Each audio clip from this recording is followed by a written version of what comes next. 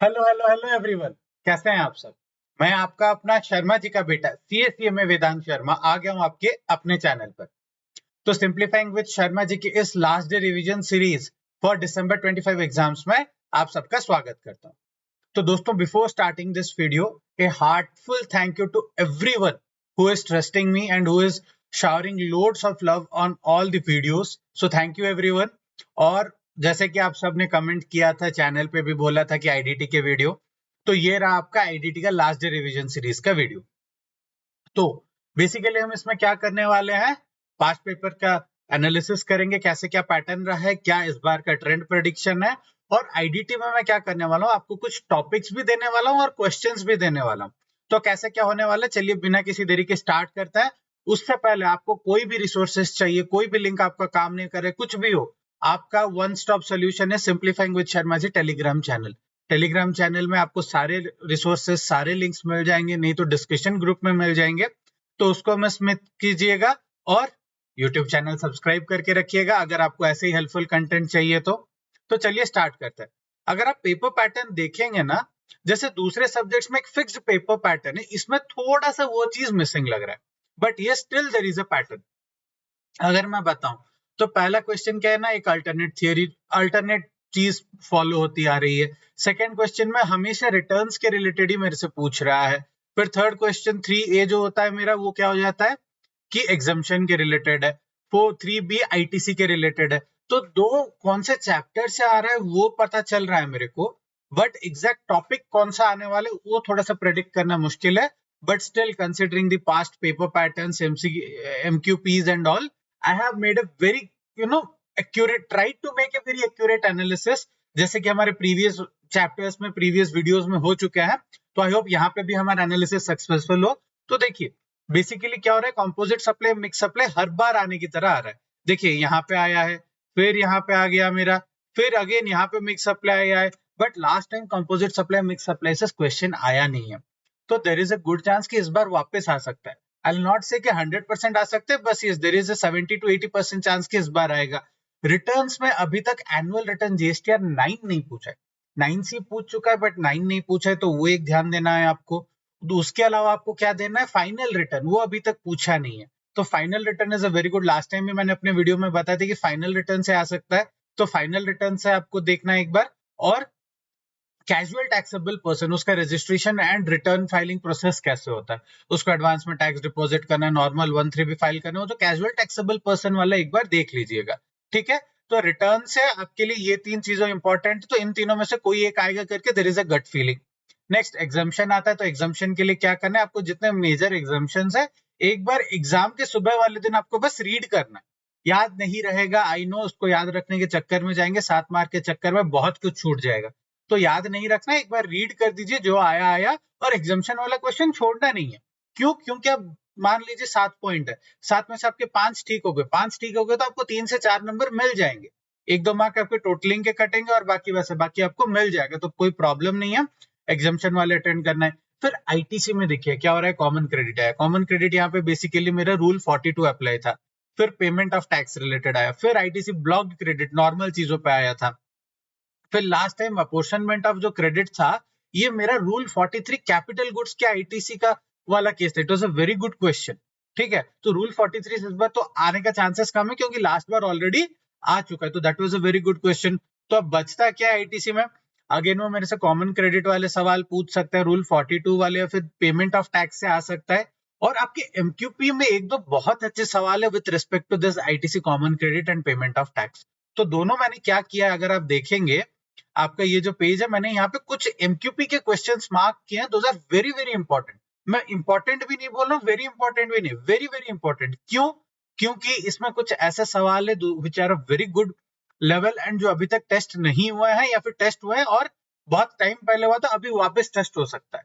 ठीक है, तो आईटीसी के रिलेटेड एक सवाल वहां पे है, एक दो सवाल पेमेंट ऑफ टैक्स और आईटीसी के रिलेटेड, उसको आपको कवर करना है। फिर उसके बाद क्या जाते हैं, टीडीएस टीसीएस से हर बार क्वेश्चन आ रहे हैं, टीसीएस से लास्ट टाइम आया था, तो अगेन टीडीएस से इस बार आ सकते हैं। तो टीडीएस से 2-3 केसेस है, इधर क्या टीडीएस का थियरी पूछ लिया कि कौन से कंडीशन में टीडीएस एप्लीकेबल होगा, या फिर 3-4 ट्रांजैक्शन दे दिया, उसमें से टीडीएस बताओ, या फिर एक केस है मेरा जो जिसमें location of supplier, place of supply, location of recipient, कौन से केस में आईटीसी नहीं मिलेगा और टीडीएस भी नहीं काटना है, वो वाला एक केस है, याद है ना आपको, तो वो वाला केस आपको अच्छे से देख के जाना है। ठीक है, फिर उसके बाद क्या है मेरा, ये जो 4B है ये थोड़ा सा मिक्स सॉर्ट ऑफ क्वेश्चन है, कभी थियरी आ रहा है, कभी प्रॉब्लम आ रहा है। तो लास्ट टाइम रूल 28 से आया था, ठीक है ना, रूल 28 से, एज इन रूल 28 में दो, एक कॉर्पोरेट गारंटी वाला है, दूसरा नॉर्मल जो रिलेटेड पर्सन, जहां पे whole money is not in money is not the whole consideration, वो वाला केस है शायद, तो एक बार वो देख लीजिएगा आपको। तो रूल 28 आ गया था, तो इस बार उससे आने के चांसेस कम है। तो टाइम ऑफ सप्लाई भी आता रहता है, तो देखिए time of supply is a regular question, so they might skip this one or they might even ask also. Last time voucher से पूछा था, एक बार आरसीएम से पूछ चुका है, तो अब बेसिक टाइम ऑफ सप्लाई पूछ सकता है, with continuous supply of services वो वाला केस हो सकता है।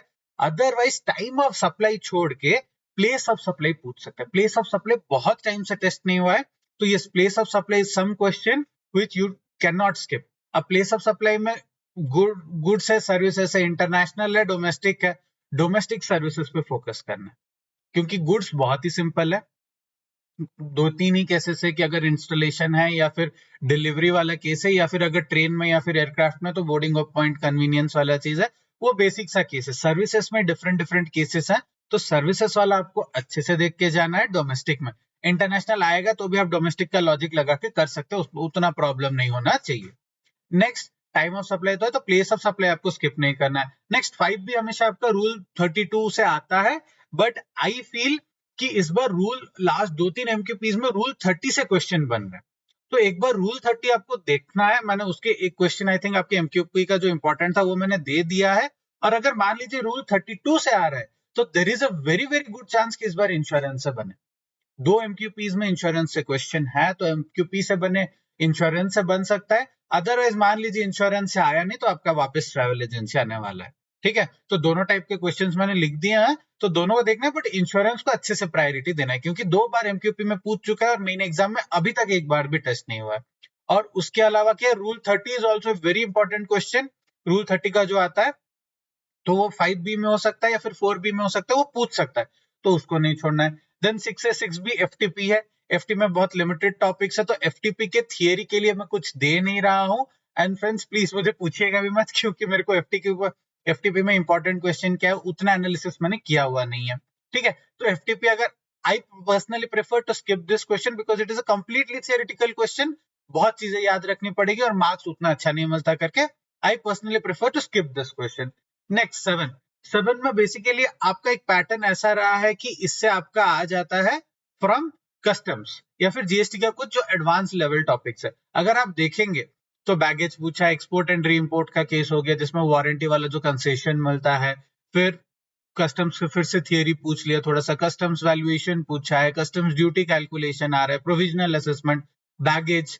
तो ये दोनों क्वेश्चन का एनालिसिस करके मेरे को एक चीज समझ आया कि इस बार तो बैगेज आने नहीं वाला है, तो इस बार क्या आ सकता है, आइदर आपका कस्टम्स वैल्यूएशन पूछ ले, कस्टम ड्यूटी वैल्यूएशन पूछ लिया तो आपके बल्ले बल्ले है, नहीं तो एक टॉपिक है जो सिर्फ सीएमए में है, सीएमए है नहीं, और सीएमए में अभी तक टेस्ट नहीं है, क्या है, ड्यूटी ड्रॉबैक। अगेन एमक्यूपीएस में आ रहा है बट एग्जाम में अभी तक आया नहीं है, तो ड्यूटी ड्रॉबैक के एक या दो क्वेश्चन मैंने मार्क कर दिए एमक्यूक्यू वाले, उसको आपको देखना है। कस्टम्स वैल्यूएशन में भी आपको एक अच्छा क्वेश्चन देखना है जिसमें क्या है कि जो different dates of bill of exchange, bill of entry वाला है जिसमें डिफरेंट रेट्स है मेरे, वो देख लीजिएगा। और क्या है कि 20% जो हम एयर फ्रेट के लिए हो गया है, फिर जो वो वाला कैलकुलेशन रहता है मेरा 1.125%, जिसमें मेरे को निकालना पड़ता है चीजें सीआईएफ, वो थोड़ा सा अच्छे से देख के जाइएगा। एक बार उतना आपका हो गया, फिर क्या है, आता है आपका क्वेश्चन नंबर 8। अब क्वेश्चन नंबर 8 एक वराइड क्वेश्चन है but mostly case law come theory वाला सेक्शन है, तो आपका जो स्पेशल ऑडिट हो गया। अब अपील से बहुत बार से क्वेश्चन आ रहा है, तो इस बार अपील अगेन रिपीट होगा, चांसेस कम है। अगर रिपीट होता है तो आपको क्या पूछेगा कि प्री डिपॉजिट अमाउंट पूछेगा, ठीक है, क्योंकि लास्ट टाइम अपील होगा या नहीं वैसा कुछ एक सवाल था, तो इस बार इधर प्री डिपॉजिट अमाउंट पूछ सकता है या फिर स्पेशल ऑडिट से क्वेश्चन बन सकता है कि कौन सा केस में स्पेशल ऑडिट बनेगा, क्योंकि if I am not wrong मई 25 में शायद सीएमए आया था ये क्वेश्चन, तो सीएमए में अभी आने के बहुत अच्छे चांसेस है, तो उसको एक बार देख ले जाइएगा। और टाइम ऑफ सप्लाई में change in rate of tax से सवाल नहीं बना है, और क्योंकि अभी रिसेंटली जीएसटी 2.0 आया है तो चाहे तो एग्जामिनर वो चीज टेस्ट कर सकता है। ठीक है, 2.0 आपको एप्लीकेबल नहीं है, but change in rate of tax concept तो एप्लीकेबल है ना, तो वो कॉन्सेप्ट आपका टेस्ट हो सकता है। तो बेसिकली आपको क्या करना है, इतने कॉन्सेप्ट देख लेना है, इससे एक एक सवाल बना दीजिए। अब एक एक सवाल कौन सा बनाना है, आपने जिनसे क्लास लिया था वो सर या मैडम जो भी उस फैकल्टी के अच्छे वाले क्वेश्चंस बना लीजिए। मान लीजिए आप सेल्फ स्टडी कर रहे थे, फिर इंस्टीट्यूट मैट रेफर कर रहे थे, तो विशाल मटड़ सर का सुपर 50 वाला एक क्वेश्चन का बुकलेट है, उसमें से एक दो अच्छे क्वेश्चंस कर लीजिए। अब वो बुकलेट कहाँ मिलेगा, उनके टेलीग्राम चैनल पे मिल जाएगा, वीस्मार्ट एकेडमी के वेबसाइट पे मिल जाएगा, if I am not wrong. And while I say this, I have preferred this, इसलिए मैं बोल रहा हूँ, क्या बोल रही है, कोई प्रमोशन वगैरह कुछ नहीं है, मैंने उनके क्लासेस लिए थे, वो पब्लिकली अवेलेबल रिसोर्स है, उसलिए मैंने बता दिया। अगर आपके पास कुछ है नहीं तो आप वो रेफर कर सकते हो, या फिर इंस्टीट्यूट के क्वेश्चंस कर लो, आप सफिशिएंट है। तो आपको क्या करना है, कंपोजिशन मिक्स के एक दो केसेस देख लेना है, कंपोजिशन लेवी से एक बार देखना है, कंपोजिशन स्कीम से अभी तक क्वेश्चन बना नहीं है, तो देयर इज अ चांस कि इस बार बना ले। आपका जो क्वेश्चन नंबर 2A है वो कंपोजिशन स्कीम से हो सकता है, ठीक है। फिर आरसीएम वाला लिस्ट एक बार देखना है आपको, बस रीड कर लीजिएगा, मेटल स्क्रैप वाला थोड़ा सा एक्स्ट्रा फोकस करना है। फिर शेड्यूल 1 और शेड्यूल 3 का लिस्ट रीड करना है, याद नहीं रखना है, बस रीड कीजिए, एग्जाम्पशंस रीड कीजिए। तो ये तीनों जो है आपको बस रीड करना है, याद रखने की कोई जरूरत नहीं है, एग्जाम के टाइम पे ऑटोमेटिक हिट हुआ नहीं हुआ नहीं हुआ, इस पे ज्यादा टाइम नहीं देना है। ये सब केसेस पे थोड़ा सा extra focus. Time of supply में वाउचर्स का आई थिंक लास्ट टाइम पूछ लिया था, तो रेसिडुअल केसेस एक बार मेरे जो इंटरेस्ट पेमेंट वाला है वो एक बार सब देख लीजिएगा। फिर change in rate of tax तो अच्छे से देखना ही है, उसमें 4 डेज वाला जो बैंक पेमेंट एडजस्टमेंट है उसको तो एकदम अच्छे से देखना है, ठीक है। फिर उसके बाद क्या है, वैल्यू ऑफ सप्लाई में एक सब्सिडी एडजस्टमेंट का और रूल 34 करेंसी कन्वर्जन, इसके रिलेटेड भी एमक्यूपी में एक क्वेश्चन था जिसको मैंने मार्क किया, तो इस बार उसको देख लीजिए। रूल 28 में कॉर्पोरेट गारंटी वाला एक बार देखिएगा, 1% of the value per annum वाला वो चीज, उसमें अमेंडमेंट था, तो लास्ट टाइम पूछा नहीं है तो इस बार पूछ सकता है, यहाँ मेन क्वेश्चन में नहीं तो एमसीक्यू में ये सवाल बन सकता है। फिर रूल 32 में आपको क्या देखना है, इंश्योरेंस प्रीमियम वाला केस देखना है और ट्रैवल एजेंसी वाले केस देखने, बाकी आप ना देखें तो चलेगा एब्सोल्युटली। फिर रूल 28 29 से एक सवाल थियरी कंटिन्यूसली बन रहा है एमक्यूपी में, ठीक है ना, तो उसको स्किप नहीं करना। रूल 2029 आई थिंक एग्जाम में आया था शायद, बट फिर भी एमक्यूपी में रिपीटेडली आ रहा है, तो there is a very good chance कि क्वेश्चन नंबर 8 में आपका बन सकता है, तो उसको देखना है। और जैसे कि मैंने बताया था, प्लेस ऑफ सप्लाई में डोमेस्टिक सर्विसेज देख लिया। फिर आईटीसी में सिंपल ब्लॉक क्रेडिट थोड़ा बहुत देख लेना है, 17.5 का लिस्ट हो गया। फिर डिप्रिसिएशन लिया होगा तो फिर नहीं ले सकता, वगैरह वगैरह चीजें, 180 डेज वाला पेमेंट है, डिलीवरी इन लॉट्स वाला हो गया, वो बेसिक चीजें थोड़ी देख लेनी है। उसके बाद क्या देखना है, रूल 42 अच्छे से देखना है, क्योंकि रूल 42 से इस बार सवाल आने के ज्यादा चांसेस है। जॉब वर्क से भी एक क्वेश्चन दिखा था मेरे को एमक्यूपी में, तो जॉब वर्क एक बार देख लीजिएगा कि 3 इयर्स वाला टाइमलाइन जो है मेरा, फिर अगर नहीं देता हूं तो फिर वो कब कैसे होता है, वो चीज एक बार देख लीजिएगा। रूल 43 आने के चांसेस बहुत कम है, जो बोथ ग्रुप प्रिपेयर कर रहे हैं वो रूल 43 स्किप कर सकता है, बट सिंगल ग्रुप आप प्रिपेयर कर रहे हैं, आपके पास टाइम है, तो रूल 43 देख लीजिएगा। Next ITC cross utilization and interest calculation, हो तो बेसिक सा चीजें आपको कवर कर लेना है, ठीक है। नेक्स्ट मिसलेनियस में क्या देना है, एमसीक्यू पर्पस के लिए ई वे बिल का वैलिडिटी रिक्वायरमेंट, वैलिडिटी और रिक्वायरमेंट देख लीजिए, और क्या पता लास्ट अटेम्प्ट में पूछा नहीं था तो इस बार वापस पूछ ले, क्योंकि ई वे बिल से सवाल बनता है मेरे, तो ई वे बिल देख लीजिएगा। टीसीएस लास्ट टाइम आया था तो चांसेस कम है, तो टीडीएस देख लीजिएगा, लेकिन टीसीएस टीडीएस के रेट्स एक बार अच्छे से देख लीजिएगा। उसके बाद registration, cancellation of registration and revocation of cancellation, दोनों ही इंपॉर्टेंट टॉपिक्स है, वो आपके आइदर क्वेश्चन नंबर 4 में बन सकता है या फिर 8 में बन सकता है।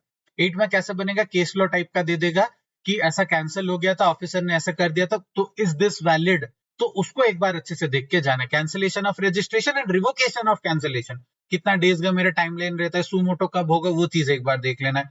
फिर रिफंड ऑफ टैक्स, बहुत पहले टेस्ट हुआ था, आपको नहीं लगता इंपॉर्टेंट टॉपिक है, आना चाहिए, तो रिफंड ऑफ टैक्स बिल्कुल भी स्किप नहीं करना है, अच्छा टॉपिक है, इवन इसमें अमेंडमेंट भी था, तो रिफंड ऑफ टैक्स को बिल्कुल नहीं छोड़ना है।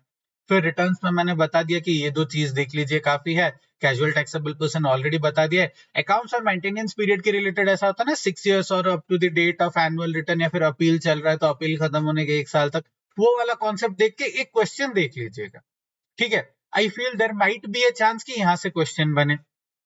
Next, provisional assessment interest calculation एक बार आ चुका है तो अगेन रिपीट होने के चांसेस कम है, तो इसलिए उसको एक बार देख लीजिए कि प्रोविजनल असेसमेंट में इंटरेस्ट रेट और नंबर ऑफ डेज वाला सीन क्या है, ठीक है ना, कब से इंटरेस्ट कैलकुलेट होना स्टार्ट होता है, वो एक बार देख लीजिएगा अच्छे से।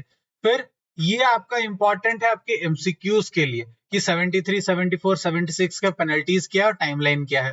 फिर अपील के टाइम लिमिट क्या है और प्री डिपॉजिट क्या है, ठीक है ना। कहीं पर 10% है, कहीं पर 20% है, तो टाइमलाइन क्या है मेरा वो एक बार देख लीजिएगा। और स्पेशल ऑडिट ये ऑप्शनल मैंने डाला है, देख लीजिए कि कौन सा ऑडिट में आने वाला है, उसका टाइमलाइन क्या रहता है, ठीक है। सीएसए में कोई भी कर सकते तो वो वाला एक बार देख लीजिएगा। कस्टम्स में वैल्यूएशन में रूल 10 के एडजस्टमेंट जैसे मैंने बताया आपको, बेसिकली इंपॉर्टेंट आपका क्या है वहां पे, फ्रेट का और इसका एडजस्टमेंट है, क्या बोलते हैं, इंश्योरेंस का है। और फिर वो जो डिजाइन चार्जेस बाहर पे किया, इंडिया में पे किया, बाइंग कमीशन, वो सब चीजें है ना थोड़ा बहुत वो ये देखना है, क्योंकि उससे क्वेश्चन बना नहीं है। फिर रूल 4 से रूल 9 आपको एमसीक्यू के पर्पज से देखना है। कस्टम्स ड्यूटी कैलकुलेशन मक्खन वाली सवाल है, एक बार ओवरव्यू कर लीजिए काफी है, क्योंकि आपको बस सीक्वेंस याद रखना है कि इसके बाद ये लगेगा, उसके बाद ये लगेगा, उसके बाद ये लगेगा, बहुत ही सिंपल है, ठीक है। फिर बैगेज आप स्किप करें तो चलेगा, एमसीक्यू के लिए देख सकते हैं अगर टाइम परमिट करता है, अदरवाइज बैगेज स्किप कर दीजिए, लास्ट टाइम आया था।